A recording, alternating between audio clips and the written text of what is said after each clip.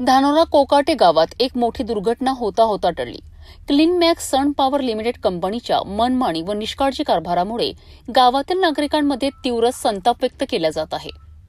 कंपनीचे overloading truck नेहमीप्रमाणे गावातूनच वाहतूक करत असताना गावातील विजेचे पोल व तारा तुटल्यात। या घटनेमुळे संपूर्ण गावाचा वीज पुरवठा विस्कळीत झाला असून नागरिकांना मोठ्या त्रासाला सामोरे जावे लागत आहे। सर्वात धक्कादायक बाब म्हणजे ही घटना थेट जिल्हा परिषद शाळेजवळ घडली आहे। याच वेळेस शाळेच्या परिसरात लहान मुले खेळत होती। जर काही क्षणाचा विलंब झाला असता तर मोठी जीवितहानी होण्याची शक्यता नाकारता येत नाही। ग्रामस्थांनी सांगितले आहे की यापूर्वी अनेकदा कंपनीला तक्रारी करूनही ओव्हरलोडिंग ट्रक गावातूनच नेण्यात येतात। कंपनी प्रशासनाकडून मात्र या तक्रारींकडे पूर्णपणे दुर्लक्ष करण्यात येत आहे। या घटनेनंतर गावातील प्रतिष्ठित नागरिक, युवा नेते व ग्रामस्थ मोठ्या संख्येने घटनास्थळी उपस्थित झालेत। गावकऱ्यांची एकच ठाम मागणी आहे, कंपनीच्या ट्रकसाठी गावाबाहेरून स्वतंत्र बायपास मार्ग तयार करण्यात यावा।